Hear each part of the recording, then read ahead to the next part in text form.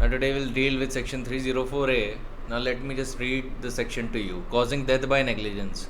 Whoever causes death of any person by doing a rash or negligent act not amounting to culpable homicide shall be punished with imprisonment of either description of a term which may extend to 2 years or fine, or with both. Now here the key words are rash and negligent act. Now let me tell you, this section seems really simple, but it is not. It is one of the most complex sections because of the nuances that are incorporated within it due to the judgments of the Supreme Court relating to accidents, relating to the liabilities of professionals, etc. Under section 304A, mostly doctors, professionals, and these types of people are prosecuted. And this section is also present in the cases where there is an accident and death has occurred due to that. So, first thing that we need to understand is that the act must not amount to culpable homicide. This is very important. So, 304A will apply only in the cases where the act does not amount to culpable homicide and the death has been caused due to rash or negligent act. Unlike under section 299 and section 300, you see the words culpable homicide occurring, but section 30A in its head note does not use the word culpable homicide.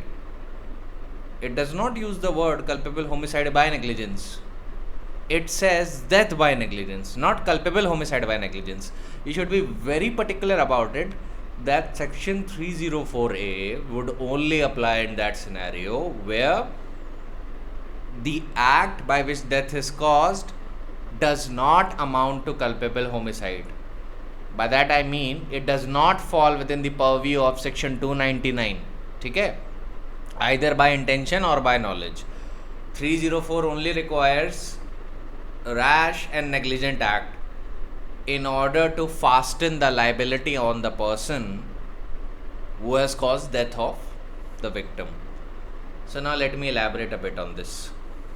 Now, section 304A applies to cases where there is no intention to cause death and no knowledge that the act done will cause death in all probabilities.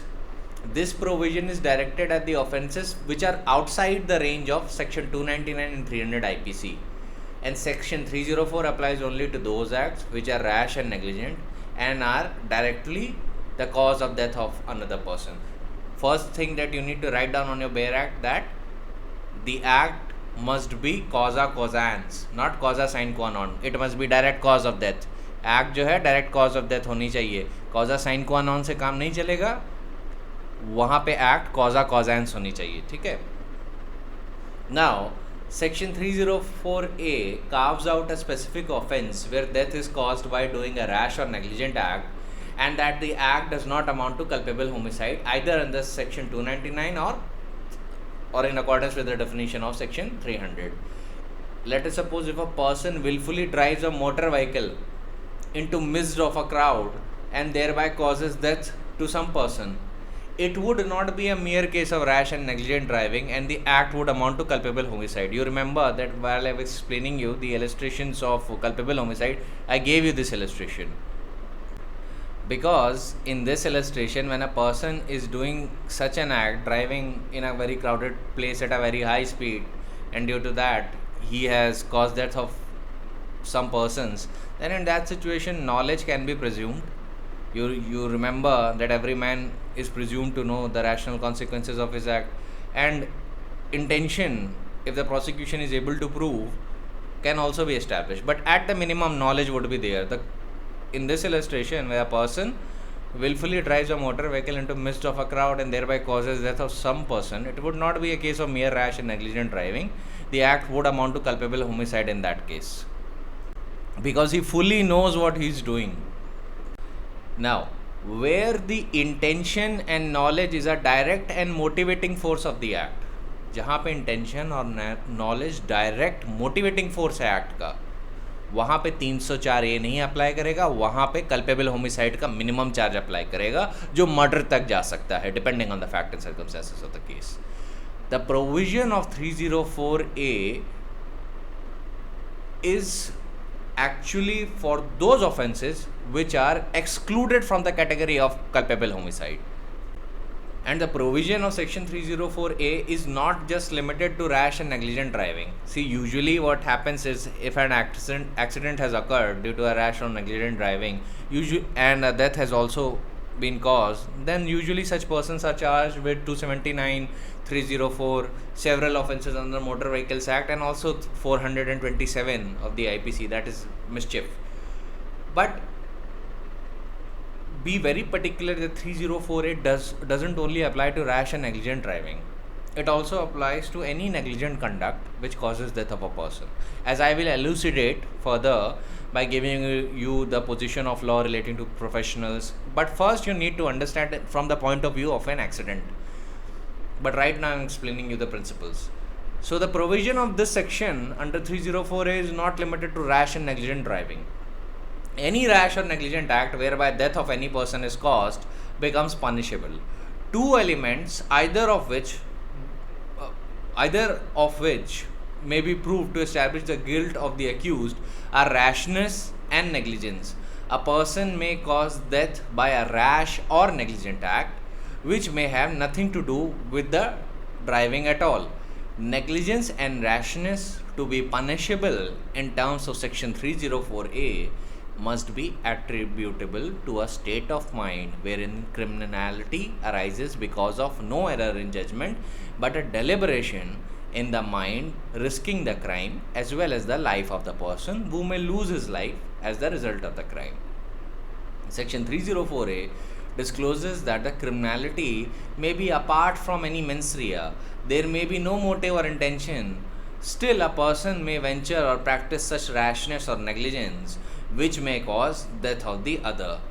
The death so caused is not a determining factor, but rashness and negligence is the determining factor. Now let me just tell you very simply. अब rashness और negligence ये दो terms हैं. अब 304A में अगर conviction कराना है तो डेथ ऑकर होनी चाहिए, पहला एलिमेंट है. अब और रैशनेस और नेग्लिजेंस में से एक जो रिक्वायरमेंट है आप पूरी कर दीजिए. या तो रैशनेस दिखा दीजिए या तो नेग्लिजेंस दिखा दीजिए. इनमें से कुछ भी दिख गया, then in that situation what would happen, a person can be convicted under 304A. ध्यान रखिएगा, कल्पेबल होमिसाइड के मैटर में नहीं जाना चाहिए. यहाँ पे जो डेथ है it is outside the purview of the culpable homicide. यहाँ पे रैशनेस और नेग्लिजेंस की बात की गई है, कल्पेबल होमिसाइड की बात नहीं की गई है. सो इन कैनी, अब कैनी पे आते हैं. Kenny on the outlines on criminal laws ने क्या बोला है कि क्या डिफरेंस है रेकलेसनेस और नेग्लिजेंस में. देखिए, कैनी बताते हैं कि the difference between recklessness and negligence is the difference between advertence and inadvertence. They are opposed, and it is a logical fallacy to suggest that the recklessness is a degree of negligence. The common habit of lawyers to qualify negligence with some moral epithet such as wicked, gross, culpable has been most unfortunate, since it has inevitably led to a great confusion of thought and principle. It is equally misleading to speak criminal negligence, since it is merely to use an expression in order to explain itself. So Kenny is actually saying कि जो negligence होती है उसमें क्या कहते हैं, आपको एडवर्टेंस नहीं होती. It means that you do not know about the future consequences. But recklessness जो होती है उसमें क्या होता है कि द पर्सन इज़ अवेयर कि ये रिस्क हैं जो इनकर हो सकते हैं पर उनकी परवाह नहीं करता. तो ये उन्होंने अपने सेंस में बताया. तो ठीक है, ये तो एक एकेडमिक पॉइंट ऑफ व्यू से मैंने बताना ज़रूरी समझा. Now let us see what the supreme court has to say on this.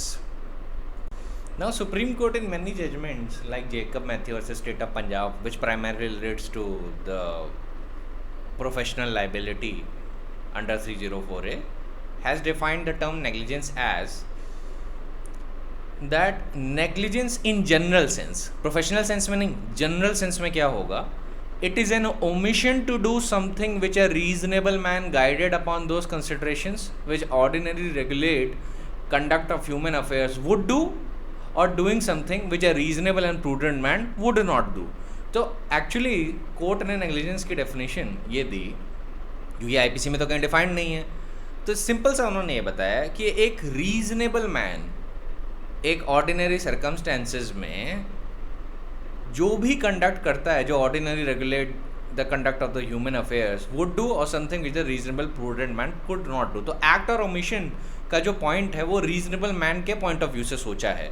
यही पॉइंट टॉर्ट में भी चलता है। For civil liability same thing applies, but criminal law में थोड़े बहुत क्वालिफिकेशन है। एक तो ये पहले सिंपल डेफिनेशन देनी ज़रूरी है, क्योंकि ऑर्डिनरी सेंस में पहले आप समझिए, फिर प्रोफेशनल सेंस में मैं आपको समझाऊंगा। In Halsbury's laws of England 4th edition, volume number 34, paragraph 1 and paragraph 3 defines what constitutes negligence. अब ये भी एकेडमिक पॉइंट ऑफ व्यू से है, इसको ध्यान में रखिएगा, because these things are quoted in the supreme Court judgement. Negligence is a specific टॉट and in any given circumstance it is failure to exercise that care which the circumstances demand. वो care नहीं exercise की जो circumstances demand करते हैं। What amounts to negligence depends on fact and circumstances of a particular case.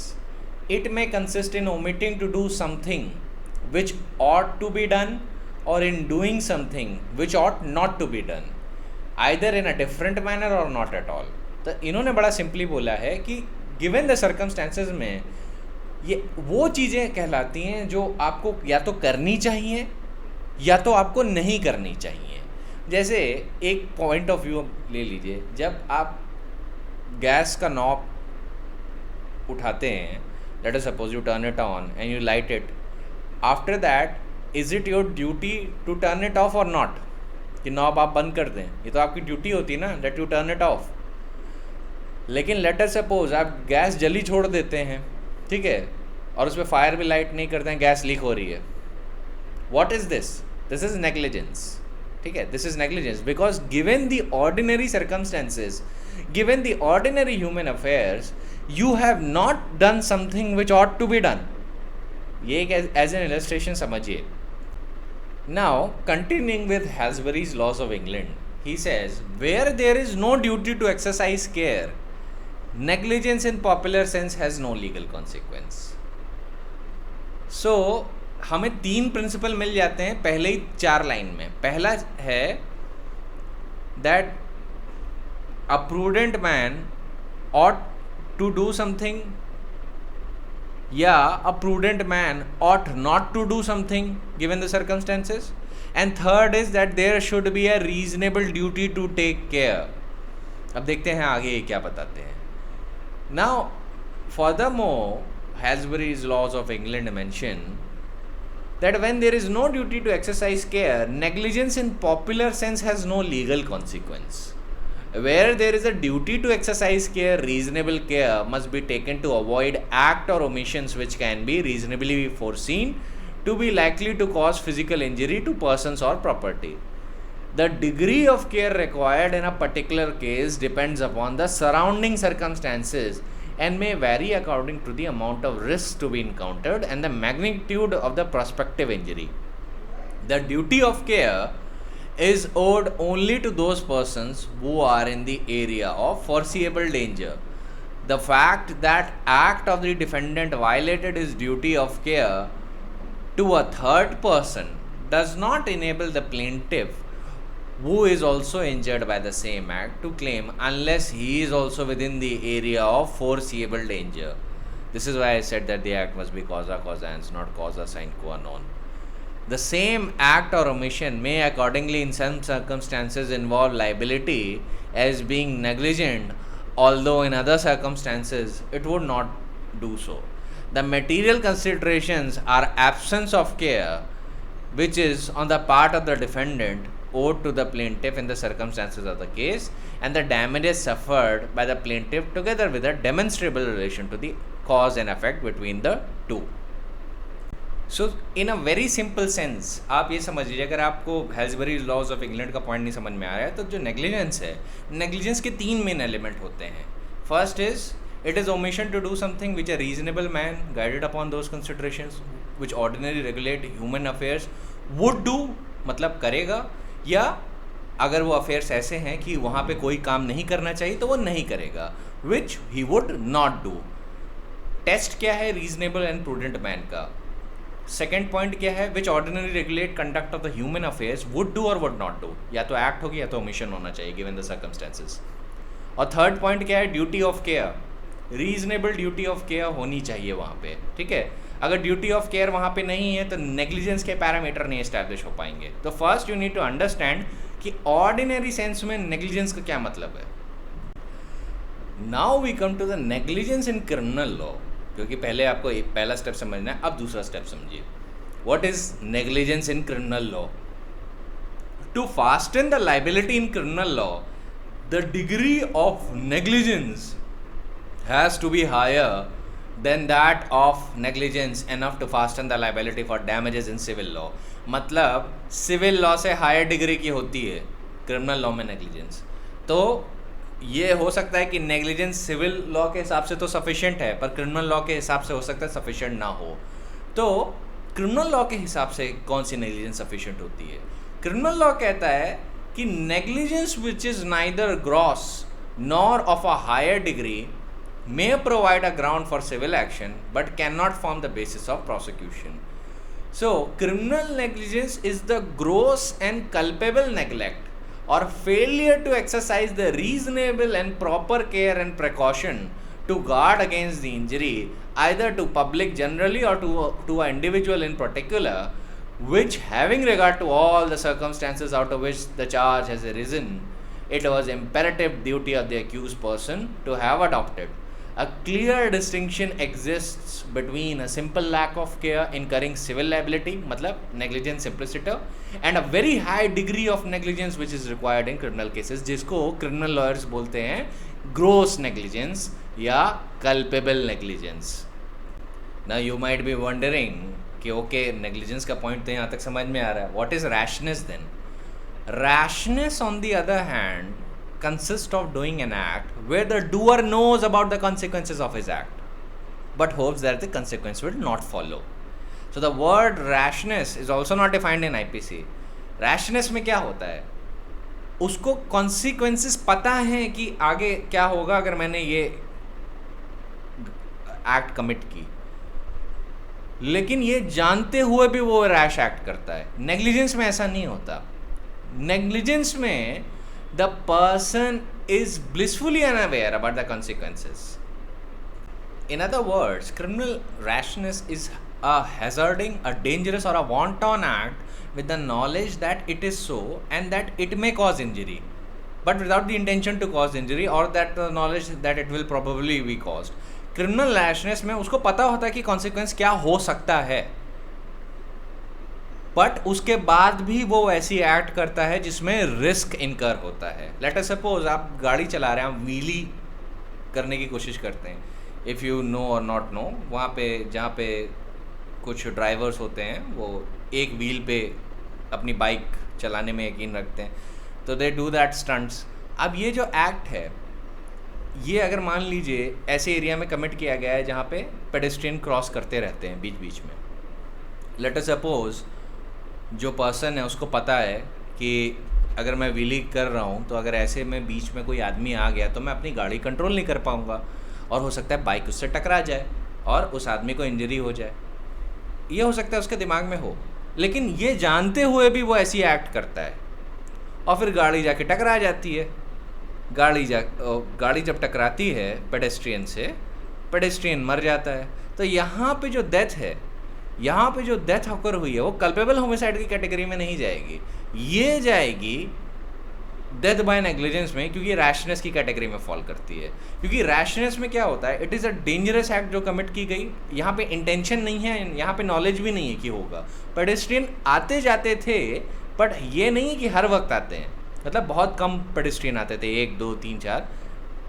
तो उसने सोचा कि ये सेफ स्पॉट जनरली रहता है, लेकिन उसके दिमाग में ये है कि अगर गलती से भी आ गया पेडेस्ट्रियन रास्ते में और जब मैं व्हीली कर रहा हूँ और वो टकरा गया तो उसको इंजरी हो सकती है। तो ऑब्वियसली जो नॉलेज की कैटेगरी है वहाँ की कल्पेबल होमिसाइड की, उसको ये सेटिस्फाई नहीं करता है पूरी तरीके से, क्योंकि वहाँ पे नॉलेज जो चाहिए होती है वो प्रोबेबिलिटी के लेवल पे होनी चाहिए। यहाँ पे जो एक्ट थी उसने ये नहीं सोचा था इन गिवन सर्कमस्टेंसेस कोई आ जाएगा, लेकिन उसके बाद आ गया। अब जब आ गया और बाइक उससे टकरा गई और वो मर गया, तो ऐसी सिचुएशन में रैशनेस कहलाएगा। ये रैशनेस क्यों कहलाएगा? क्योंकि यहाँ पे उसको कॉन्सिक्वेंस पता है। वहीं पे अगर कॉन्सिक्वेंस ना पता होते और तब ऐसा होता तो नेग्लिजेंस में जाता, क्योंकि यहाँ पे ड्यूटी टू टेक केयर थी। जैसे आप ऐसे मान लीजिए कि एक आदमी है, वो लोडेड रिवॉल्वर से लेट अस सपोज उसको साफ़ कर रहा है, और उसके बाद उससे कुछ बुलेट्स निकालता है, फिर कुछ बुलेट्स डालता है। अच्छा, उसने सेफ्टी डाली नहीं है उसमें, और अचानक से वो ऐसे ही किसी से बात कर रहा होता है और ध्यान ना देते हुए गलती से उसका हाथ ट्रिगर पर लग जाता है और बुलेट फायर हो जाती है। उसकी वजह से जो जिससे वो बात कर रहा था उसको गोली लग जाती है और मर जाता है। अब यहाँ पे ये क्या, कौन सा केस है? यहाँ पे नेग्लिजेंस है, क्योंकि यहाँ पे he had duty to take care. उसको पता है कि वो एक बहुत ही एक डेडली वेपन को साफ़ कर रहा था, साफ़ सफाई करने के दौरान ध्यान नहीं दे रहा था, लोडेड उसे रखा था, सेफ्टी पे भी नहीं रखा था, और उसके बाद अगर दब गया और गलती से उस व्यक्ति को लग गई जिसको मारने का ना उसके पास इंटेंशन था ना नॉलेज थी, तो ये कल्पेबल होमिसाइड में नहीं जाएगा, पर ये नेग्लिजेंस में चला जाएगा, क्योंकि he had a reasonable duty to take care the affairs which were in this scenario were so that a prudent man ought to have been take care। कि prudent man को पूरी परवाह करनी चाहिए थी कि भाई अगर ये गोली गलती से भी चल गई तो किसी को चोट लग सकती है, पर he was blissfully unaware about these situations। तो ऐसी चीज़ों में यहाँ पे 304A में चला जाएगा। अब आप एक चीज़ का ध्यान रखिएगा, रैशनेस में एलिमेंट ऑफ नॉलेज होता है, थोड़ा सा होता है, बट ये कल्पेबल होमिसाइड वाली नॉलेज नहीं है कि प्रोबेबिलिटी के लेवल जो छू लेती है अंडर 299 में।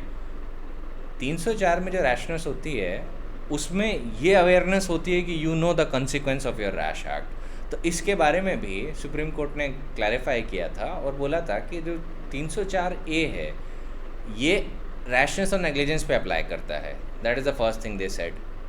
And then it elaborated that culpable rashness is acting with a consciousness that a mischievous and illegal consequence may follow, but with the hope that they will not happen, and often with the belief that the actor has taken a sufficient precaution to prevent their happening.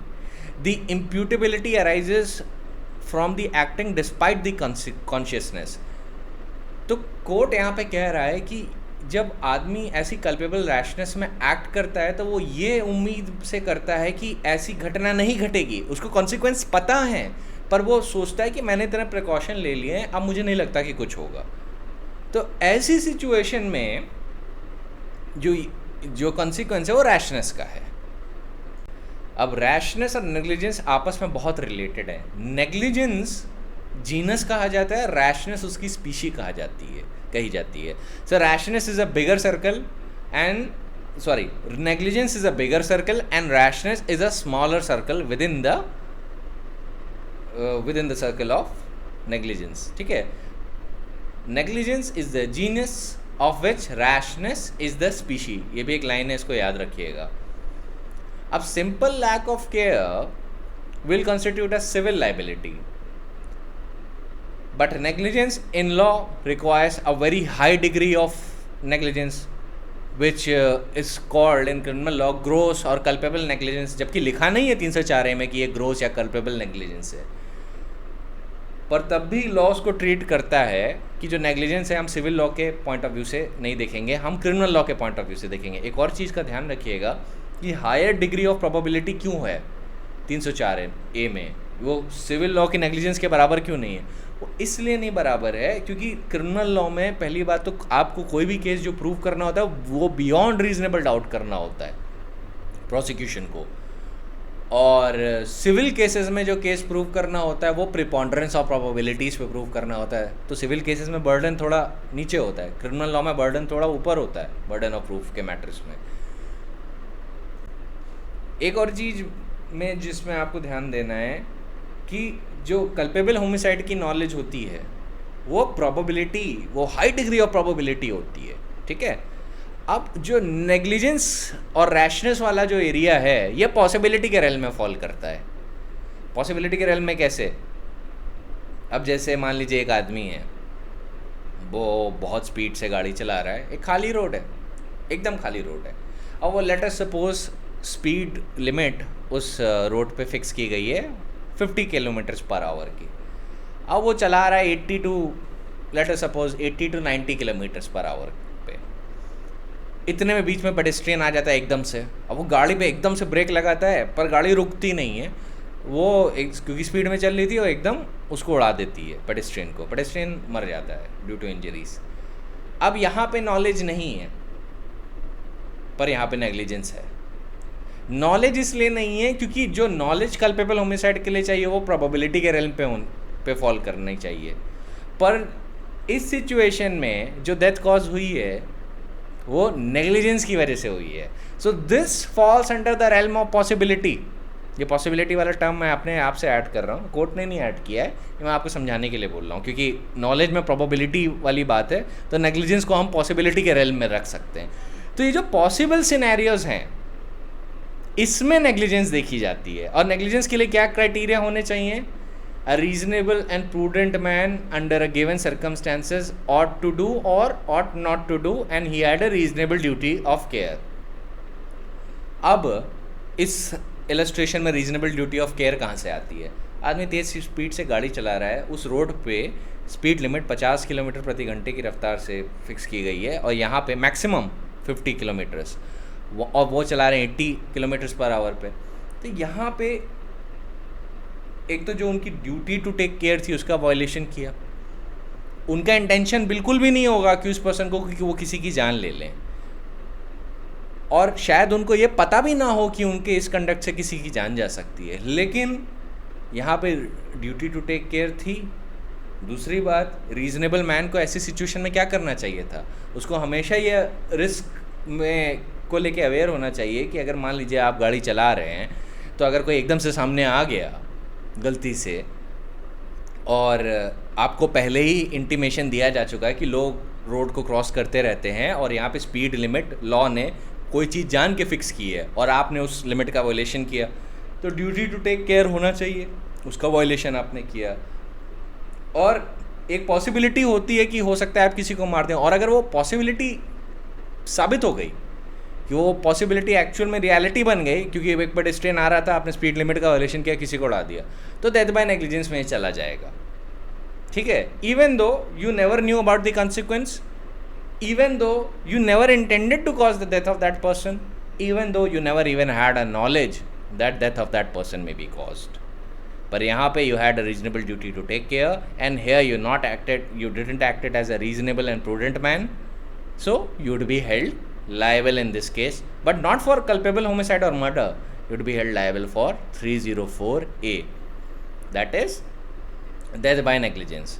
अब ये read किया जाता है 279 से भी, in case of rash and negligent driving. वो rash और negligent driving से रिलेट करता है कि अगर आप गाड़ी अगर गलत तरीके से चला रहे हैं, रैश और नेग्लिजेंटली चला रहे हैं, तो डेथ की बात नहीं हो रही है वहाँ पे सिर्फ रैश और नेग्लिजेंट ड्राइविंग की बात हो रही है, तो वहाँ पे भी सज़ा है अंडर 279, 6 महीने की सज़ा है, if I remember correctly, maximum 6 महीने की सज़ा है। It says that whoever drives any vehicle or rides on any public way in a manner so rash or negligent as to endanger human life or likely to cause hurt or injury to any person shall be punished with imprisonment which may extend to 6 months or fine which may extend to 1000 rupees or वो both। तो अक्सर ये rash और negligent driving के case में अगर death अकर हो जाती तो 279 304 भी लगता है, 338 भी लगता है, और मोटर व्हीकल्स एक्ट के भी ऑफेंसेस लगते हैं, along with 427 also. I'll reiterate the definition because you need to remember the definition. जो लोग उत्तराखंड और उत्तर प्रदेश या थियोरेटिकल स्टेट्स में अपीयर करना चाहते हैं लाइक बिहार, एमपी, वहाँ पे वो एम्प्रेस वर्सेस इदू बेग की डेफिनेशन याद कर लें जो मैं अभी दे रहा हूँ। In Empress versus Idu Beg, Justice Straight made the following observation regarding criminal rashness. His lordship said, criminal rashness is hazarding a dangerous or wanton act with the knowledge that it is so and that it may cause injury, but without intention to cause injury or knowledge that it will probably be caused। ये rashness की बात हो रही है कि it is a hazarding dangerous act and the accused person knows that it may cause injury, but here there is no intention to cause injury, or there is not even knowledge that injury might be probably be caused. The criminality lies in running the risk of doing that act with recklessness or indifference to the consequence. Criminality किस चीज़ में लाई करती है? इस बात पे कि ये जानते हुए भी कि ऐसा कुछ हो सकता है, even though you never had the knowledge of probability. Knowledge probability की नॉलेज नहीं है, आपके दिमाग में पॉसिबिलिटी है कि हाँ ऐसा कुछ हो सकता है. उसके बाद भी एक रेकलेस एटीट्यूड आपने उस एक्ट को लेके किया. फिर क्रिमिनल नेग्लिजेंस के बारे में भी एम्प्रेस वर्सेस ईदू बेग में बोला गया. Criminal negligence is gross and culpable neglect or failure to exercise the reasonable and proper care and precaution to guard against the injury either to public generally or to an individual in particular, which having regard to all the circumstances out of which charge has arisen, it was imperative duty of the accused person to have adopted. तो देखिए वही चीज़ की definition दे रहे हैं एक तरीके से, but वो कह रहे हैं कि उसकी डिग्री थोड़ी हायर होनी चाहिए, सिविल लॉ से थोड़ी सी हायर होनी चाहिए, not much, a little bit more, it should be higher, जिसको टर्म दिया गया है क्रिमिनल नेग्लिजेंस या ग्रोस नेग्लिजेंस का. ये डेफिनेशन आपको याद करनी ज़रूरी है और एग्जाम में एज इट इज़ कोट करना पड़ेगा आपको. So remember this definition Empress versus Idu Beg की. अब आप जितने भी जजमेंट्स देखेंगे सुप्रीम कोर्ट में, चाहे वो महादेव प्रसाद कौशिक हो या Jacob Mathews versus state of Punjab हो, बहुत सारे केस हैं जो भी 304A पे हैं, वो सब यही डेफिनेशन बताएंगे. यही ऑफिशियल डेफिनेशन है 304A के पर्पस के लिए. तो ये डेफिनेशन आपको रट जानी चाहिए, आपको रटनी पड़ेगी. डेफिनेशन ज़्यादा बड़ी नहीं है, छोटी सी है, but you need to memorise it. Another point that I would like to mention here is again for the sake of your memorisation, that section 304A does not deal with culpable homicidal deaths. It deals with death due to rash or negligent act. उन्हीं से deal करता है. It does not create a new offence. It is directed against the offence which are outside the range of 299 and section 300 of the IPC, and covers those cases where death has been caused without intention and knowledge. The words not amounting to culpable homicide in the provision of 304A are very significant and clearly convey that the section seeks to embrace those cases where there is neither intention to cause death nor the knowledge that the act done with will in all probability result into death. It applies to acts which are rash or negligent and are directly the cause of death of another person. मतलब directly the cause of death का मतलब है causa causans, not causa sine qua non. अब एक बात बता दूं, महादेव प्रसाद कौशिक में एक डॉक्ट्रिन ऑफ मोटिवेटिंग फोर्स भी बताई गई थी. वो कोई डॉक्ट्रिन बड़ी खास नहीं है, सुप्रीम कोर्ट ने एक टर्मिनोलॉजी यूज़ की थी. उसने बोला था कि 299 और 300 में मोटिवेटिंग फोर्स होती है, और जो इंटेंशन है 299 और 300 में, और जो नॉलेज है 299 और 300 में, उसको एक टर्म दिया कि there is a motivating force involve. उसमें बोला था कि ingredients of section 299 and section 300 where intention or knowledge, they are acting as a motivating force, but under section 304A the motivating force of intention and knowledge as laid down under section 299 300 are absent. So the section 304A in other words applies to those cases where there is neither intention to cause death nor knowledge that the act in all probability will cause death. Now let me give you an illustration of Dhuli Chand versus Delhi administration. ये case law है, इससे इसको आप illustration की तरह से समझिए. In this case what happened?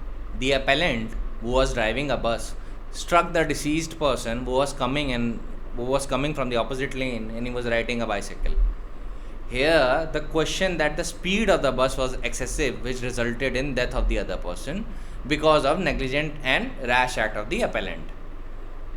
However, the Supreme Court found that there was negligence on the part of the appellant because appellant did not look at his right even though he was approaching at a crossroad and failed to notice the deceased who was coming from his right was crossing the road, Supreme Court held in the given facts of the case that the driver of the bus acted grossly negligently, and the act of the driver was not rash, but it was grossly negligent.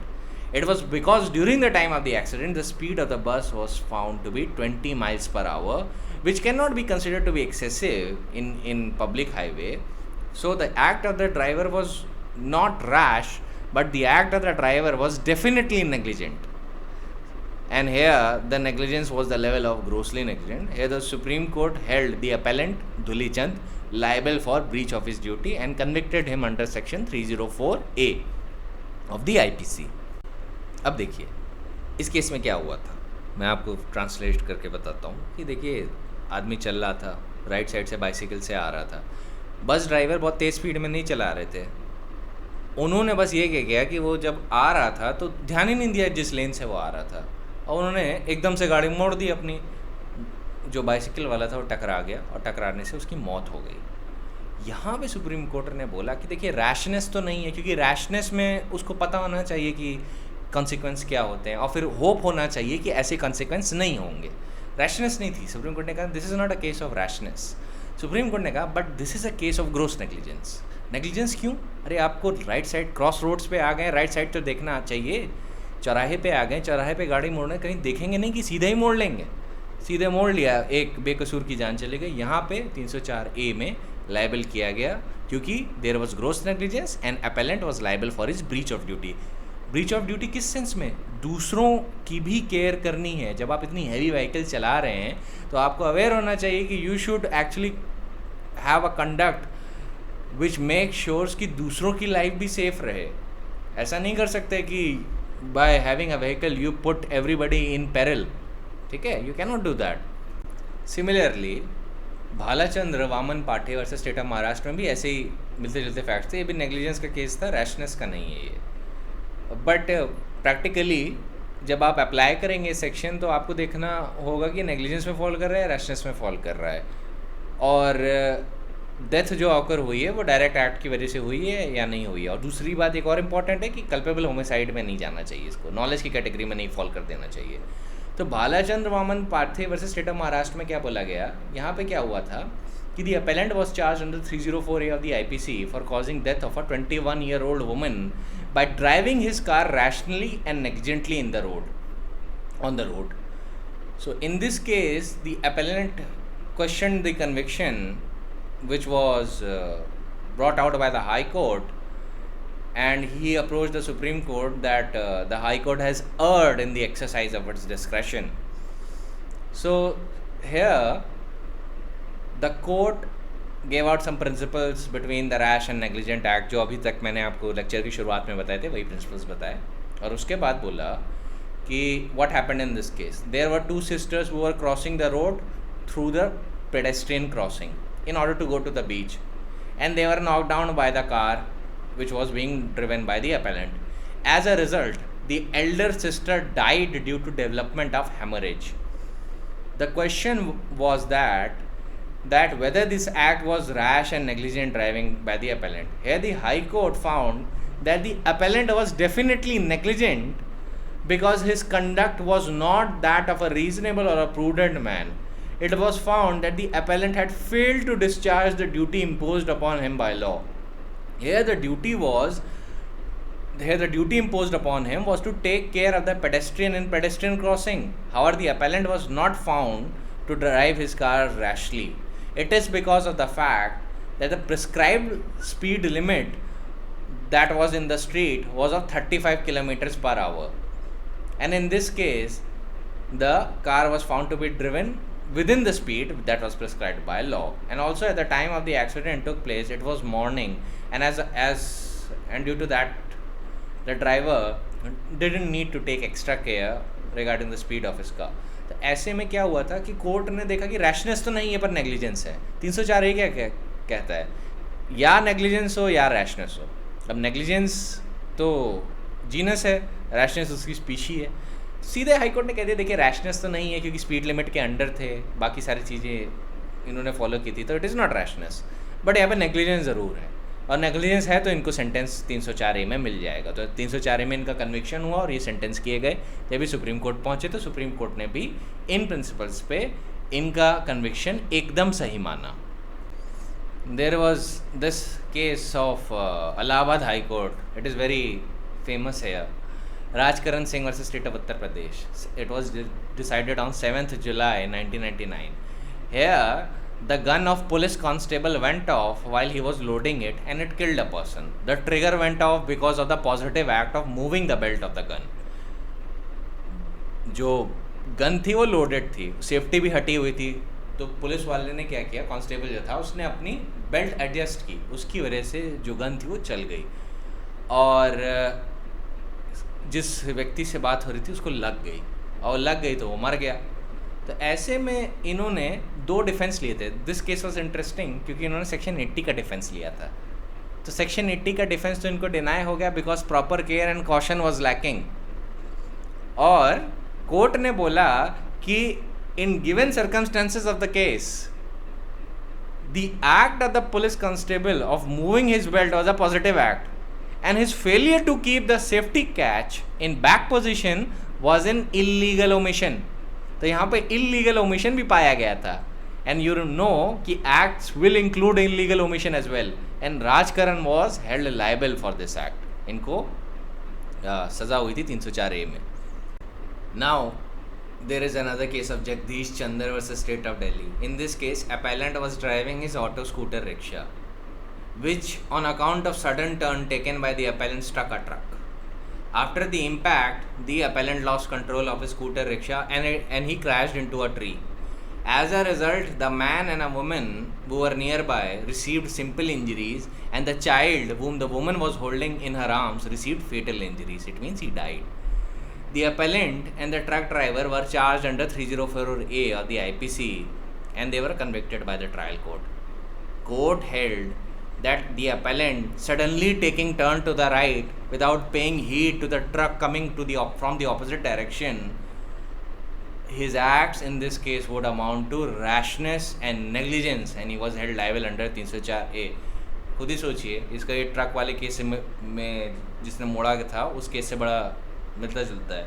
आप auto rickshaw चला रहे हैं, ध्यान नहीं दे रहे हैं, एकदम से आपने मोड़ा, ऑपोजिट साइड से ट्रक आ रहा था, आपने फिर वहाँ से भी साइड से मुड़ने की कोशिश की, ट्रक भी टकरा गया, ट्रक ने भी अपना पाथ चेंज किया, आप भी उससे टकरा के थोड़ा अपना पाथ चेंज किया और पास के पेड़ में जाके भिड़ गए। वहाँ पे जब आप भिड़े तो वहाँ पे 2 लोग थे और one of them was a woman, उनके हाथ में एक बच्चा भी था। जब आपका ऑटो रिक्शा टकराया, उन दोनों को इंजरीज हुई और जो चाइल्ड था उसको फेटल इंजरीज हुई। So in this case you acted rashly and negligently and you are liable under 304A. तो यहाँ पे दिस इज़ अ केस जहाँ पे रैशनेस और नेग्लिजेंस दोनों एक साथ थे। सिमिलरली एक और केस बताता हूँ जहाँ पे रैशनेस और नेग्लिजेंस दोनों ही एक साथ थे। Kalia Perumal versus State, Madras High court का है। इसमें क्या हुआ था कि a woman was boarding the bus from the front entrance, the conductor whistled at the driver. होता नहीं है कि जब होता है कि बस भर गई है अब गाड़ी चलाओ, तो conductor whistled at the driver and the driver immediately accelerated the bus and took off speedily. अब जो वुमन थी ना, वो वॉज बोर्डिंग द बस, वो गिर गई और वो देखिए फ्रंट साइड के गेट से बोर्ड कर रही थी। अब जब वो गिरी तो पीछे की साइड का जो रियर व्हील थी उसने क्रश कर दिया उसको, वो मर गई। तो ऐसे केस में सुप्रीम कोर्ट ने बोला, सॉरी मद्रास हाई कोर्ट ने बोला, either of them could have known whether she was coming in or not, but neither cared to do so. She fell off and was crushed by the rear wheel. The driver and the conductor were held guilty of rash and negligent act and they were held liable under 304A. पर अभी जितने भी मैंने case बताए उससे ये मतलब मत निकाल लीजिएगा कि जब भी एक्सीडेंट होगा और कोई मर गया तो फिर जो बच गया उसको सज़ा होगी अगर वो गाड़ी चला रहा था। ऐसा नहीं होता, क्योंकि रैशनेस और नेग्लिजेंस देखा जाता है। अब आपने जितने भी अभी तक केसेस सुने उसमें एक ना एक एलिमेंट ऑफ रैशनेस या नेग्लिजेंस का था कि एक वुमन जब सामने से बोर्ड कर रही है तो ध्यान नहीं दे रहे, वो बस के रियर व्हील से कुचल गई तो शी डाइड। सिमिलरली एक आदमी है वो ध्यान नहीं दे रहा है कि राइट साइड से कौन आ रहा है, क्रॉस रोड चौराहे पे पहुंच गया है, ट्रक का ड्राइवर है, बिल्कुल ध्यान नहीं दे रहा कौन कहाँ से आ रहा है, एकदम से मोड़ रहा है, फिर किसी की डेथ कॉज कर दी, तो ये नेग्लिजेंस है कि नहीं? बट हर केस में ऐसा नहीं होता। अब देखिए एक एग्जाम्पल देता हूँ, ये Syed Akbar versus state of Karnataka के फैक्ट्स हैं। 25 जुलाई 1979 को डिसाइड हुआ था। Here the driver was driving the bus at a very moderate speed limit के अंदर थे ये, and suddenly a child attempted to cross the road, suddenly एकदम से आ गया वहाँ पे। So the driver actually try to brake it, और उसने एकदम से जो स्टीयरिंग व्हील है एकदम राइट साइड पे मोड़ दी कि किसी तरीके से बच्चे की जान बच जाए और बस डॉज कर दे चाइल्ड को, बट हो नहीं पाया and it hit the child and the child died. यहाँ पे सुप्रीम कोर्ट ने बोला कि mere error of judgement does not amount to negligence culpable under 304A। Error of judgement क्या है कि भाई उसने अपनी बस राइट साइड पे मोड़ने की कोशिश की टू डॉज द चाइल्ड, बच्चे की जान बचाने के लिए, और बच्चा एकदम से रोड पे आ गया था। And given the fact and circumstances, bus driver को कोई भी आइडिया नहीं था कि वो ऐसी लोकेशन है कि पेडेस्ट्रियन क्रॉसिंग है या कोई ऐसी जगह है कि जहाँ पे एकदम से लोग रोड क्रॉस करेंगे।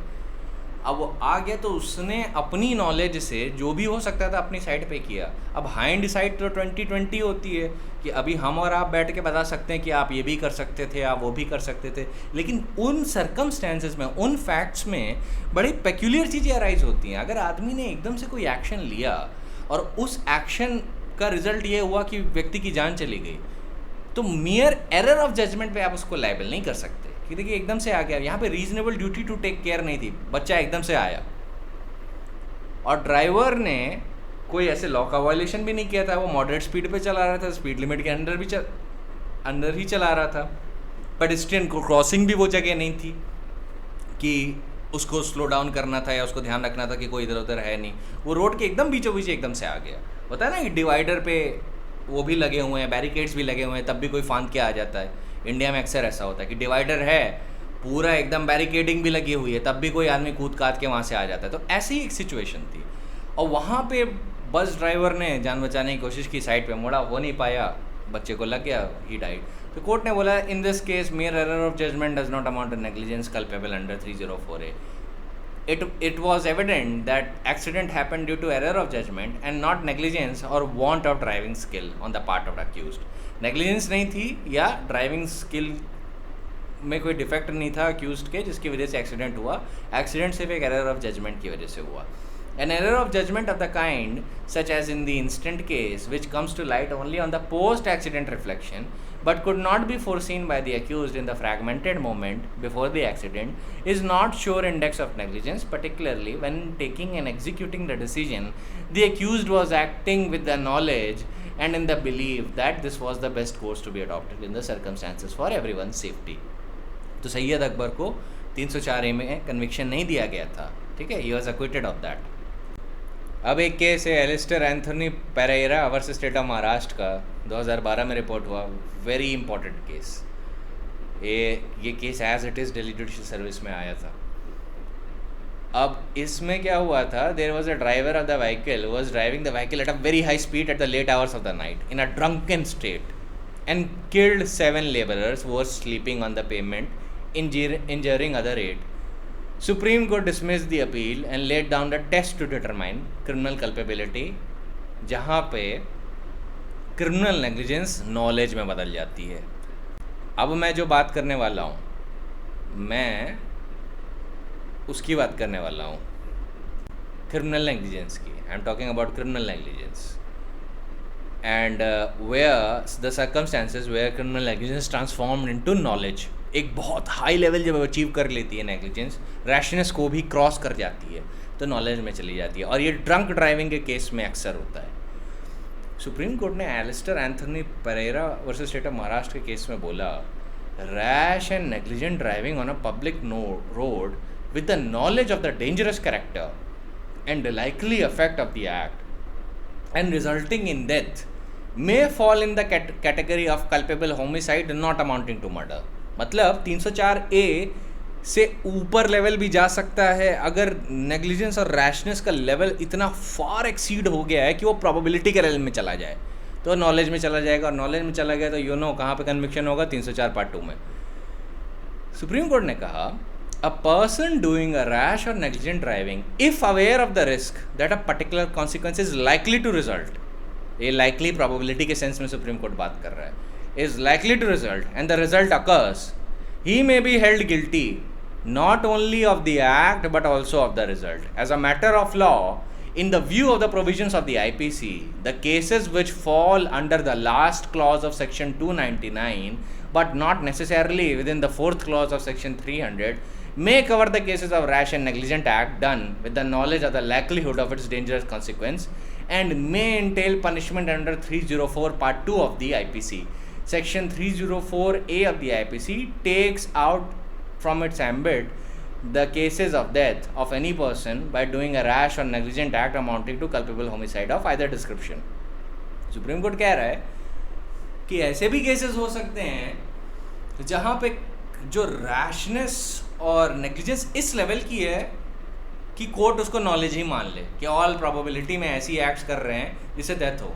अब आप खुद सोचिए, एक आदमी नशे में धुत होके खूब तेज स्पीड में पब्लिक रोड पे देर रात पे गाड़ी चला रहा है, हाई स्पीड पे 180 किलोमीटर्स पर आवर की स्पीड से, सात लेबरर्स को मार दिया कुचल के.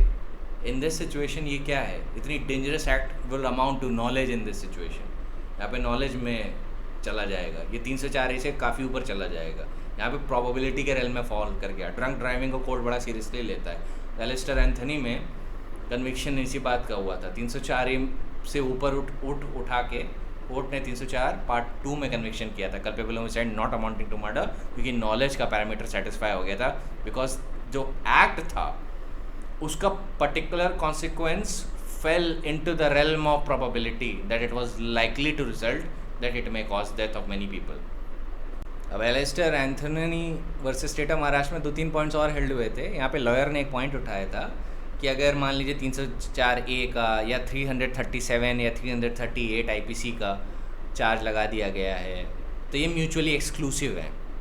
आप फिर मर्डर या 304A का 304 पार्ट 2 का कल्पेबल होमिसाइड का चार्ज नहीं लगा सकते या उसके लिए कन्विक्शन नहीं कर सकते. कोर्ट ने कहा कि ऐसा बिल्कुल भी नहीं है. We can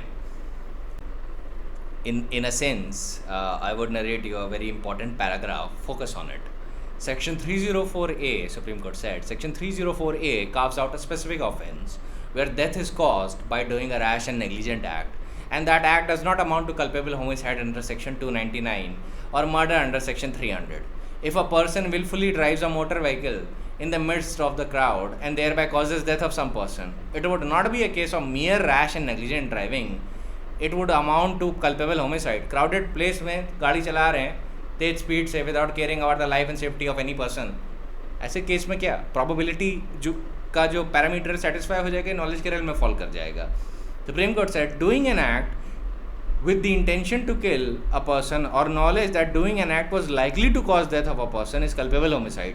When the intention or knowledge is the direct motivating force of the act, Section 304A has to make room for graver and more serious charge of culpable homicide.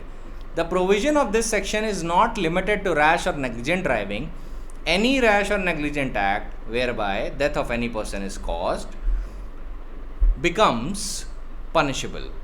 Two elements, either of which or both of which may be proved to establish guilt of the accused are rash or negligence. चाहे rashness साबित कर दीजिए चाहे negligence साबित कर दीजिए.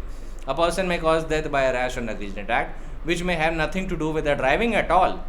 Negligence and rashness are punishable in terms of Section 304A must be attributable to a state of mind wherein criminality arises because of no error in judgment. Judgment में error की वजह से नहीं, but because of deliberation in mind, risking the crime as well as the life of the person who may lose his life as the result of the crime.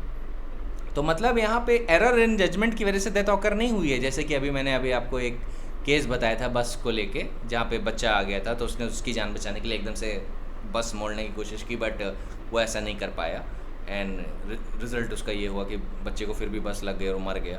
तो वहाँ पे error of judgement था. तो court कह रहा है error of judgement की वजह से डेथ नहीं ऑकर हुई है, डेथ ऑकर हुई है नेग्लिजेंस और रैशनेस की वजह से.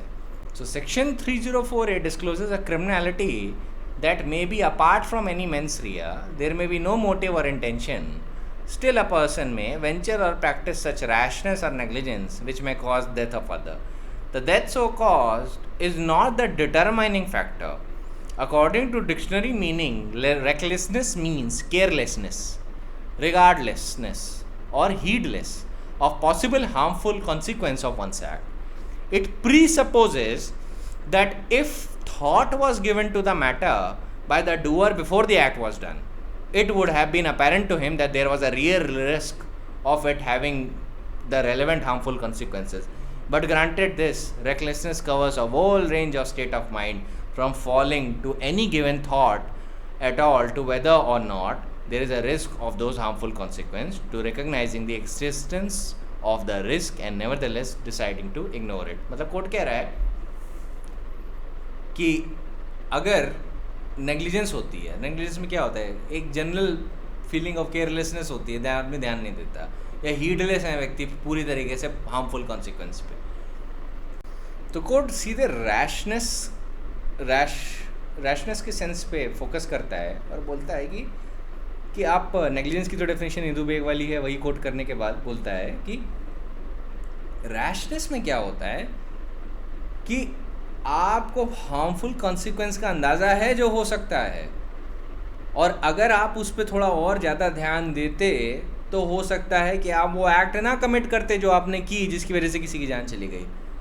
पर आपने जानते हुए भी कि क्या कॉन्सिक्वेंस हो सकते हैं, मतलब थोड़ा बहुत आइडिया था, नॉलेज के रेल में नहीं, पॉसिबिलिटी के रेल में, प्रोबेबिलिटी के रेल में नहीं, काफ़ी पीछे पॉसिबिलिटी के रेल में, it doesn't fall in the realm of knowledge. तो कोर्ट कहता है कि you know about that state, you know about the apparent harmful consequence that your act में कॉज, और उसको जानते हुए भी आपने वो एक्ट कमिट की, इन दैट सिचुएशन वो रैशनेस है। लेकिन रैशनेस कब प्रोबेबिलिटी में बदल जाएगी, जब मान लीजिए क्राउडेड स्पेस है, वहाँ पे आदमी पूरी स्पीड में गाड़ी दौड़ा दे, तो 100% है कि कोई ना कोई तो मरेगा ही, तो ये कहाँ चला गया, प्रोबेबिलिटी के रेल में चला गया। Now it amounts to culpable homicide, जहाँ पे वो कल्पेबल होमिसाइड में चला जाएगा, बिकॉज द लाइक्लीहुड बहुत ज़्यादा हाई है अब, it is not the same as mere negligence or rashness. तो देखिए कभी कभी ऐसा भी हो सकता है कि बड़े सीवियर ऑफेंसेस में जहाँ पे फैक्ट्स ये दिखा दें कि यहाँ पे जो फैक्ट्स हैं, जो ड्यूटी ऑफ टेक केयर था या जो एक्ट जो कमिट की गई हैं वो इस डिग्री की हैं कि in all probability they would have cause death, तो फिर 304A नहीं लगेगा, फिर 304 पार्ट 2 लग जाएगा। अब एक्सीडेंट केसेस में एक प्रिंसिपल कोर्ट यूज़ करता है एक्सीडेंट केसेस के लिए सिर्फ, और बड़ा लिमिटेड एप्लीकेशन है इस रूल का। ये एक रूल ऑफ एविडेंस है, हमेशा ध्यान में रखिएगा, जो मैं अब बताने वाला हूँ ये एक रूल ऑफ एविडेंस है। इसको कहते हैं रेस इप्सा लोक्यूटर, मतलब फैक्ट स्पीक्स फॉर देमसेल्व्स। ये डॉक्ट्रिन दो पर्पज सर्व करती है। ऑन दैट एक्सीडेंट में bye it's very nature be more consistent with it being caused by negligence for which the opposite party is responsible than by any other cause, and that in such case the mere fact of accident is prima facie evidence of such negligence। मतलब accident हुआ, ये खुद ही में negligence दिखा रहा है। ये पहला है, ये एक्सीडेंट के केसेस के पॉइंट ऑफ व्यू से बोल रहा हूँ रेस इप्सा लोक्यूटर के लिए, कि ये डॉक्ट्रिन कहती है कि अगर एक्सीडेंट हुआ तो इसका मतलब किसी ना किसी ने तो नेग्लिजेंस की होगी, और ये हो ना हो वही पार्टी रिस्पॉन्सिबल है जो जिसने डेथ कॉज की या जिसने इंजरी कॉज की। Secondly, it is to avoid the hardship in the cases where the claimant is able to prove the accident but cannot prove how the accident occurred। तो race ipsa लोक्यूटर का दूसरा rule ये भी इसलिए use होता है, मतलब दो प्रिंसिपल्स इसके दोनों जो इसी के अंदर आते हैं वो इसलिए यूज़ करते हैं क्योंकि होता क्या है ना कि कभी कभी एक्सीडेंट हुआ है तो हो सकता है जिसको चोट लगी है वो थोड़ी ना बता पाएगा, या तो विक्टिम या उसके legal air, late us suppose victim मर गया और वो रिप्रेजेंट कर रहे हैं, वो प्रोसिक्यूट कर रहे हैं या वो सिविल कंपनसेशन क्लेम कर रहे हैं, तो वो हो सकता है ये ना साबित कर पाए कि एक्सीडेंट कैसे हुआ, है ना, क्योंकि ये भी साबित करना होता है। तो ये एक हार्डशिप को अवॉइड कर देते हैं ये रूल रेस इप्सा लोक्यूटर का, कि जहाँ पे क्लेमेंट ये तो साबित कर सकता है कि एक्सीडेंट हुआ पर ये नहीं बता पा रहा है कि एक्सीडेंट कैसे हुआ, तो कैसे एक्सीडेंट हुआ उसके पार्ट को रिलैक्स कर देता है ये रूल रेस इप्सा लोक्यूटर का। So the courts have also applied this principle of res ipsa loquitur in the cases where there is no direct evidence brought on record। Direct evidence मतलब कोई आई witness नहीं है accident का।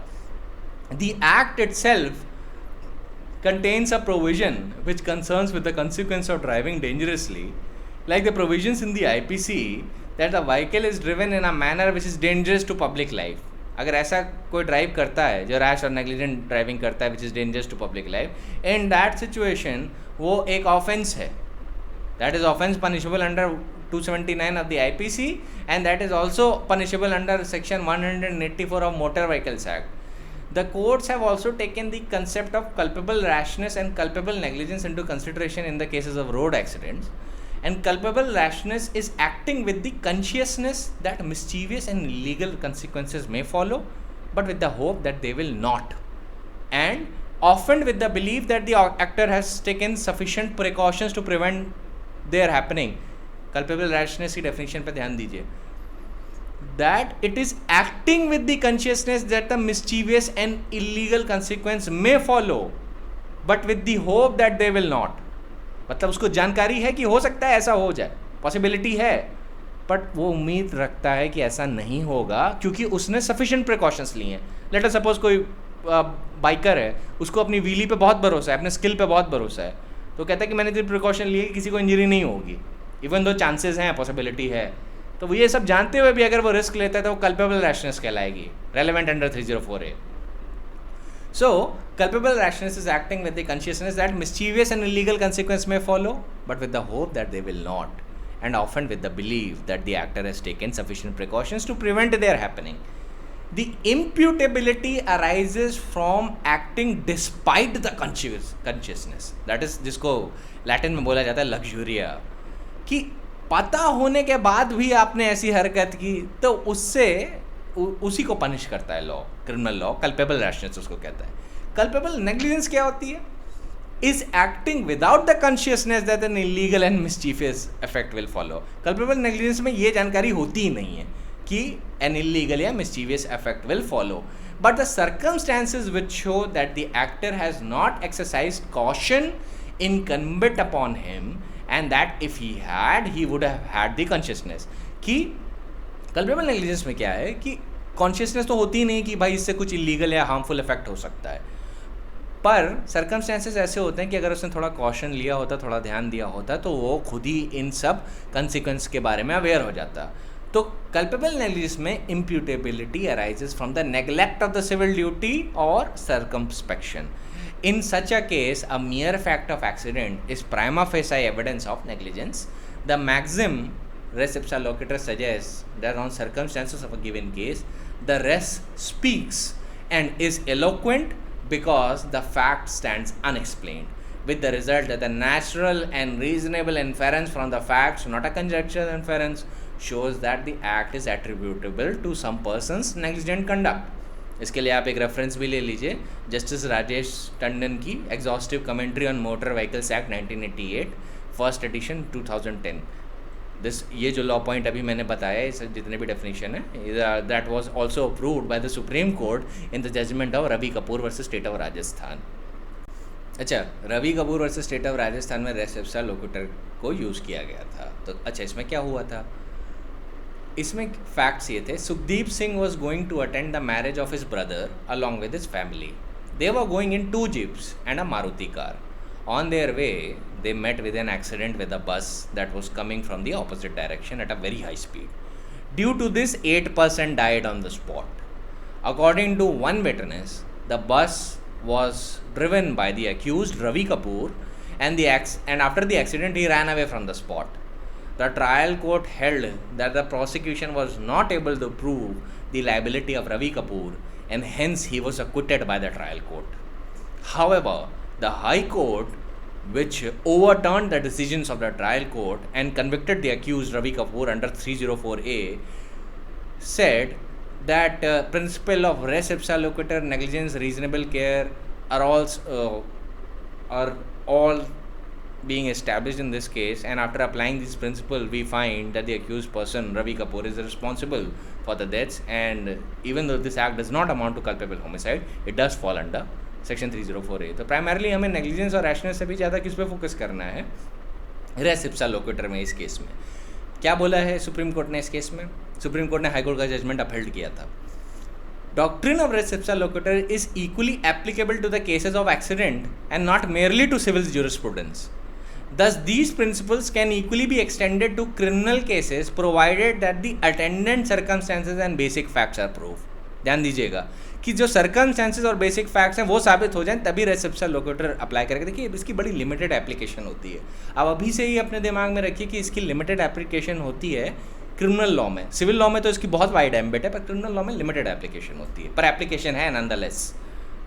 तो race Ipsa locator के बारे में सुप्रीम कोर्ट बोलता है कि this principle can equally be extended to criminal case provided that the attendant circumstances and basic facts are proved. It may also be noticed that either the accident must be proved by proper evidence or that it should be admitted fact before the principle can be applied. कि मतलब कम से कम accident का proof पहले आपको देना होगा कि accident हुआ है. ठीक है. So this doctrine then will come into aid at a subsequent stage where it is not clear as to how and due to whose negligence the accident occurred. तो ध्यान रखिएगा क्या मदद करता है रेस इप्सा लोकेटर प्रूव करने में कि एक्सीडेंट कैसे हुआ.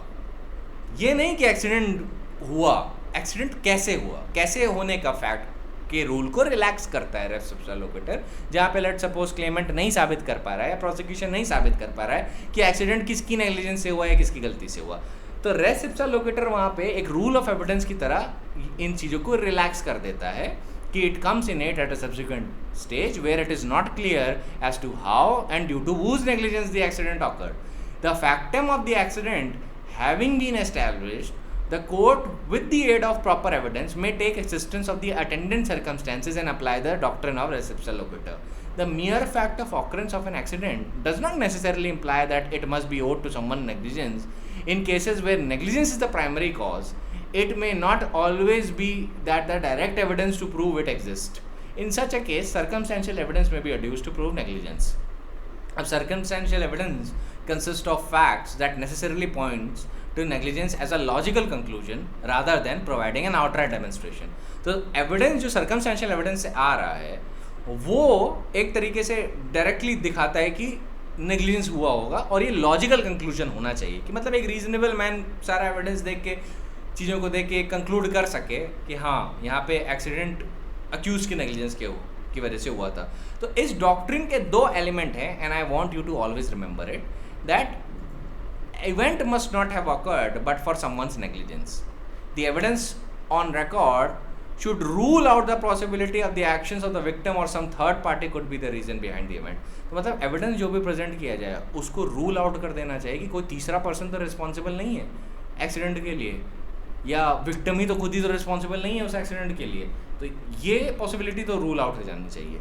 दूसरा कि the accused was negligent and owed duty of care towards victim. ये एलिमेंट है इस डॉक्ट्रिन के अंदर जो इनकॉर्पोरेटेड है Ravi Kapoor versus state of Rajasthan में बताए गए. तो लेट अस सपोज एक आदमी अगर स्पीड लिमिट का वायलेशन करके तेज स्पीड में गाड़ी चला रहा है, पेडेस्ट्रियन क्रॉसिंग पे ध्यान नहीं देता गलती से, और एकदम से कोई आ जाता है वो ब्रेक लगाता है, ब्रेक लगाने के बावजूद भी कार हिट कर जाती है पेडेस्ट्रियन को, पेडेस्ट्रियन मर जाता है. ऐसे केस में क्या होगा? ऐसे केस में रैशनेस है, ऐसे केस में नेग्लिजेंस भी एस्टैब्लिश हो जाएगी. लेट अस सपोज रैशनेस ना प्रूव हो पाए, नेग्लिजेंस तो बड़े आराम से प्रूव हो पाएगी. नेग्लिजेंस जीनस होता है, रैशनेस स्पीशी होती है. तो यहाँ पे रेस इप्सा लोकेटर अपने आप एस्टैब्लिश हो जाएगा. वो कहेगा देखिए एक्सीडेंट हुआ, ये पहली चीज़ हुई. फिर दूसरी चीज़ आपने क्या प्रूव की कि इवेंट जो ऑकर हुआ है किसी की नेग्लिजेंस की वजह से ऑकर हुआ है. अब पेडेस्ट्रियन जब रोड क्रॉस कर रहा था तो लॉफुल लाइट अपना एक्सरसाइज कर रहा था. नेग्लिजेंस किसकी थी? विक्टिम अक्यूज की थी जिन्होंने ध्यान नहीं दिया और गाड़ी तेज स्पीड में दौड़ा दी. दूसरा, एविडेंस ऑन रिकॉर्ड ने ये भी रूल आउट कर दिया कि कोई तीसरा पर्सन रिस्पॉन्सिबल था विक्टिम की डेथ के लिए या थर्ड पार्टी इवेंट था, ये भी नहीं है. और जो लास्ट प्रिंसिपल है वो कि accused was negligent and owed duty of care towards victim. जब विक्टिम पेडेस्ट्रियन क्रॉसिंग क्रॉस कर रहा है तो ये ड्यूटी अक्यूज्ड की थी कि वो गाड़ी स्लो डाउन कर ले, but without caring about the consequences, even though he was hoping that such event would not occur, he still drove his car in a very high speed and eventually saw a pedestrian crossing a road. He tried to stop the car but couldn't do so. In that situation क्या होगा? He would be held liable under 304A. अब यही चीज़ ये आदमी अगर crowded space में कर दे जहाँ पे बहुत सारे लोग हैं और जानबूझ के ये गाड़ी दौड़ा दें वहाँ पे, तो यहाँ पे ये जो रैशनेस और नेग्लिजेंस है ये इतनी हाई डिग्री की हो जाएगी कि ये नॉलेज में कन्वर्ट हो जाएगी. ऑलराइट, और 304 के पार्ट सेकंड में फॉल कर सकती है। तो रवि कपूर में ये सारे फैक्ट्स को ध्यान में रखते हुए, बाकी सारी चीज़ों को ध्यान में रखते हुए कोर्ट ने रवि कपूर को लायबल पाया था। और हाँ, इसमें एक और भी बहुत इंपॉर्टेंट पॉइंट था, लेट मी टेल यू, कि merely driving a vehicle at a slow speed but driving it very recklessly and negligently would amount to rash and negligent driving। देखिए, मैं अभी आपको जितने भी इलस्ट्रेशन दे रहा हूँ वो हाई स्पीड में इसलिए दे रहा हूँ जिससे आपको समझने में आसानी हो। बट एक बात का ध्यान रखिएगा, अगर स्लो स्पीड में भी गाड़ी चलाई जा रही है पर नेग्लिजेंटली चलाई जा रही है, रेकलेसली चलाई जा रही है, लेट अस सपोज आपने कुछ लड़कों को देखा होगा रोड पे स्नेक की तरह गाड़ी चलाते हैं, अगर वो स्लो स्पीड में भी करें तो that is rashly and that is a rash and negligent act. And जो लैंग्वेज है ना, रैश और नेग्लिजेंट की जो मीनिंग है उसको ये फुलफिल करती है। तो अगर मान लीजिए किसी को इंजरी नहीं हुई तो 279 में फॉल करेगा, या मतलब सिंपल इंजरी हुई, कोई मरा नहीं, तो 279 में फॉल करेगा, 336 में भी फॉल करेगा। 336 भी क्या कहता है आईपीसी का, whoever does any act so rationally or negligently as to endanger human life or personal safety of the other shall be punished with imprisonment at the description of a term which may extend to 3 months or with fine or with both। तो अगर इस तरीके से drive ही कर रहे हैं आप rashly और नेग्लिजेंटली, तो आपका ये रैश और नेग्लिजेंट एक्ट ही पनिशेबल है, ठीक है। अब 304A उस सिचुएशन के लिए होता है जब डेथ ऑकर हो गई है, इंजरी ऑकर हुई है तो 279 में जाएगा। ये मेन पॉइंट जो रवि कपूर में जो एक आंसर हुआ था, एक और जो बहुत रेलेवेंट है आपके लिए, कि अगर स्लो स्पीड में भी आप गाड़ी चला रहे हैं पर रैशली और नेग्लिजेंटली चला रहे हैं, then in that manner you will still be liable. और सुप्रीम कोर्ट ने क्यों बोला ऐसा? सुप्रीम कोर्ट ने बोला कि the legislature in its wisdom has used the words in manner as to so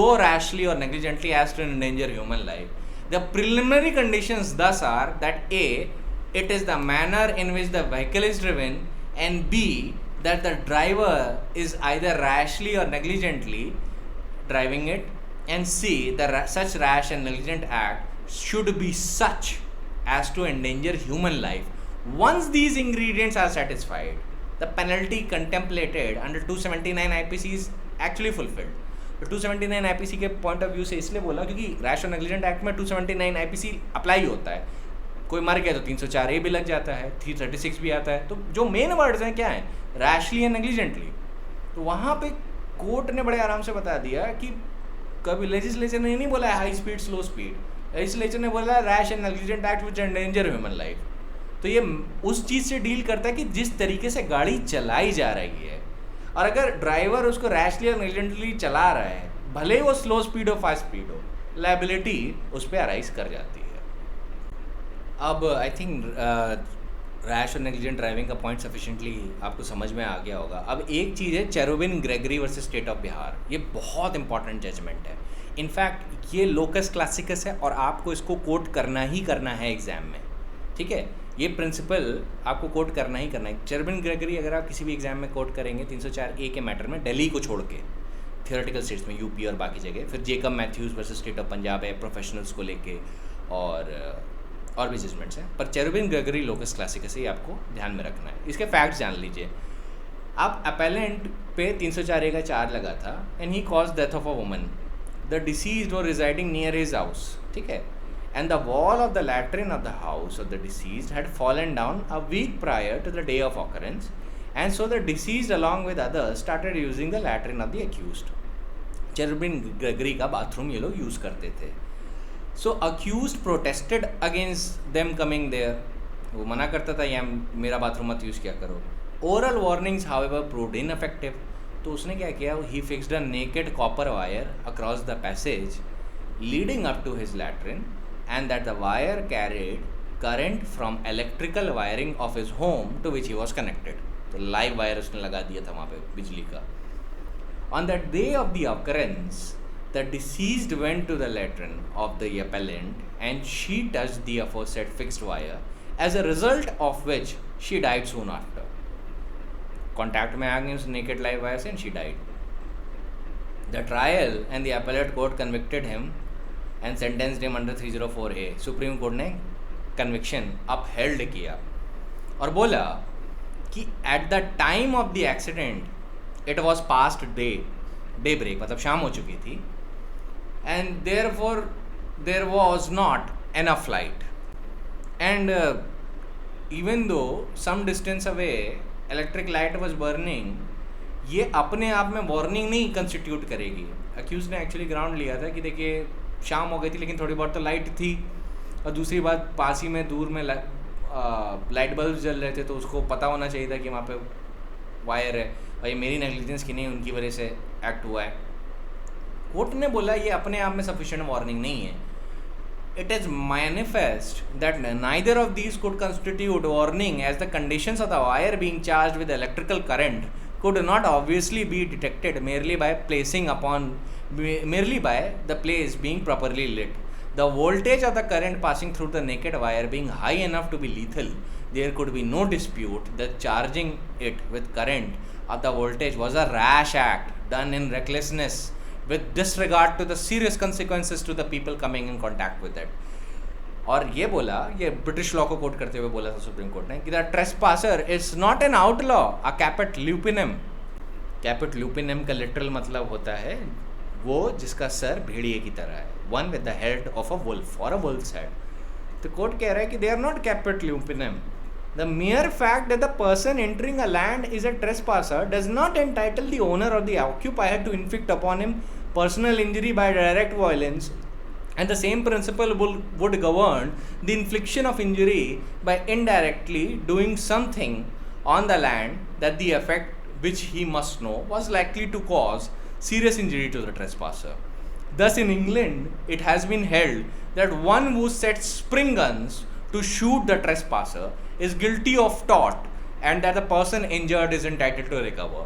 And laying of such trap, and there is little difference between spring gun, which was the trap which the English courts has to deal with, and a naked live wire in the present case, is in the truth an arrangement to shoot a man without personally firing a shot. तो आदमी ने, तो supreme court ने बोला कि it is an arrangement जहाँ पे एक आदमी दूसरे पे गोली चलवाता है without even personally firing it. Automatically चीज़ें होती है ना, नेकेड वायर वहाँ पे डाल दिया, आदमी इलेक्ट्रोक्यूटेड हो गया, मर गया.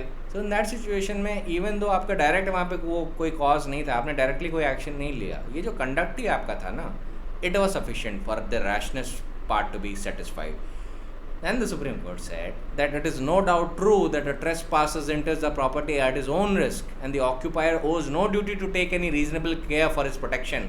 But at the same time, the occupier is not entitled to do willfully acts such as set a trap or set a naked live wire with a deliberate intention of causing harm to the trespasser or in reckless disregard of the presence of trespasser. Supreme Court ने बोला कि in this situation आप ये नहीं कर सकते कि मान लीजिए कोई आदमी भूले भटके प्रॉपर्टी में आ गया, तो आपने उसकी जान लेने के लिए वहाँ पे ट्रैप लगा के रख के लैंड माइन लगा दी, नेकेड कॉपर वायर लगा दिए जिसमें बिजली दौड़ रही है, या स्प्रिंग गन सेटअप कर दी, या ऑटोमेटिक मशीन गन्स वहाँ पे सेटअप कर दें कि भाई अगर ये स्पेसिफिक एरिया क्रॉस करेगा तो मशीन गन से मार दी. These things can not happen. Court ने बोला है कि दीज थिंग्स आर नॉट क्या कहते हैं लॉफुल, अगर आप सीधे से ऐसे कंडक्ट में वेंचर करते हैं. So in Cherubin Gregory versus State of Bihar, Mr. Cherubin Gregory was held liable under 304A. तो ये एक लोकस क्लासिकस हो गया. So now we are out of अब हमने उससे डील कर लिया. अब मैं आपको एक केस बताता हूँ जहाँ पे फिर से 304A नहीं लगा था, यहाँ पे कल्पेबल होमिसाइड पे पहुँच गया था केस. अब ये Girish Singh versus state of Uttaranchal. अब सागिर अंसारी इसमें डिसीज थे. He was a carpenter. वो use to live in a hotel named Hariom in Uttarkashi. तो एक दिन वो एक रास्ते से आ रहा था, वहाँ पे गिरीश सिंह उससे मिल गया, दोनों में झगड़ा हुआ. अच्छा, इनके पास ही एक खाई थी, झगड़ा कर रहे थे खाई के पास. Suddenly the accused Girish Singh pushed the deceased Sagir Ansari from the road. Consequently Sagir Ansari fell down from the hill and died. अब यहाँ पे इन पे डेथ बाय नेग्लिजेंस का चार्ज लगा था, 304 पार्ट 2 का भी लगा था. अब इनके लॉयर ने आर्ग्यू किया कि ज़्यादा से ज़्यादा ये रैश और नेग्लिजेंट एक्ट हो सकती है, पर कल्पेबल होमिसाइड में नहीं जाएगी. सुप्रीम कोर्ट ने बोला कि coming to the plea of applicability of 304A, it is to be noted that the said provision relates to death caused by negligence. Section 304A applies to cases where there is no intention to cause death and no knowledge that the act done in all probability will cause death. The provision relates to the offences outside the range of Section 299 and 300 IPC. it applies only to such acts which are rash and negligent and are directly the cause of death of the another person. The rash and negligent act are essential elements under section 304A. It carves out a specific offense where death is caused by doing a rash and negligent act. An act does not amount to a culpable homicide. So if a person does an act with an intent to kill a person, or he has the knowledge that doing an act was likely to cause the death of a person, and if the part of intention or knowledge is satisfied and it is a direct motivating force of the act, then in that case 304A has no application. Here the person would be convicted under 304 part 2 culpable homicide not amounting to murder, क्योंकि जब उसने धक्का दिया उसको जानते हुए उसके पीछे हिल है, तो एक्ट क्या थी, ये इतनी डेंजरस एक्ट थी, खाई थी उसके पीछे, हिल पे खड़े थे ये लोग, धक्का दिया उसके पीछे एक एबिस्मल खाई थी and he just pushed him. So when Sagir Ansari fell, तो ये एक नॉलेज इम्प्यूट कर दी गई गिरीश सिंह पे कि उनकी एक्ट ऐसी थी कि in all probability it would have caused death. So in this situation he was held liable for culpable homicide not amounting to murder. 304A के लिए नहीं लाइबल हुए थे, ये culpable homicide not amounting to murder के लिए liable हुए थे. 304A के बारे में कोर्ट ने क्या बोला कि वो सब वहीं पर अप्लाई होता है जहाँ पे जो एक्ट है वहाँ पे इंटेंशन और नॉलेज गायब होना चाहिए, वहाँ पे डायरेक्ट मोटिवेटिंग फोर्स गायब होनी चाहिए. इस केस में अक्यूज्ड का झगड़ा हो रहा था, झगड़े होने के बाद वो देख रहा है कि पीछे खाई है सगीर अंसारी के, फिर उसने धक्का दिया, Sagir Ansari fell and died. In this case what happened, Girish Singh was held liable for 304 part 2. Another case dealing with the same thing is Sarabjit Singh versus State of Uttar Pradesh. The intention of a person during commission of a crime in this case was questioned. Here the major question raised by the counsel for the accused person was it was related to the intention of the person during the committing death of a person. In this case, appellant Sarabjit Singh and 17 other people were put on a trial for having committed the crime of murder of an infant named Radhe Shyam. Here the accused Sarabjit Singh lifted the child, threw him on the ground, and later it was found that this resulted in death of the child. It was found that there was no intention on the part of the accused towards the infant. It was found that the Sarabjit has no grievances towards the Radhe Shyam, who was infant, and therefore it was held that there is lack of intention in this case. Now the next question which was put forward was regarding knowledge. Here in this case, the accused may not have intended to kill the infant, but he had all the knowledge that if the child is thrown from such a height, then the child will die ultimately. So the court held that the accused was liable under 304 part 2 as ingredients of section 299 stands fulfilled. Knowledge वाले part का fulfillment माना गया था. अब council ने बोला कि ये डेथ बाय नेग्लिजेंस में आना चाहिए.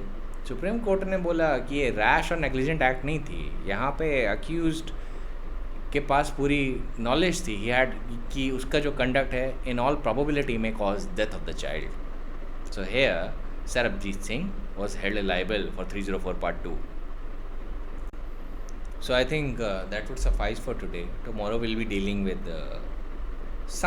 सम of more of the instances और लॉ पॉइंट पे डील करेंगे हम लोग कि प्रोफेशनल्स का क्या ट्रीटमेंट होता है डेथ बाय नेग्लिजेंस के केसेस में. और after that our topic would be over. Tomorrow would be the final lecture of 304 part 304A of the IPC. ठीक है. सो आई होप दैट आप स्टडी नोट्स एक बार रेफ़र कर लीजिएगा. मैं प्रोफेशनल्स के बारे में भी लेके ये जितने भी पॉइंट्स हैं मैं अपलोड किए दे रहा हूँ. So you can access them. All right. So that is it for today. I will see you tomorrow.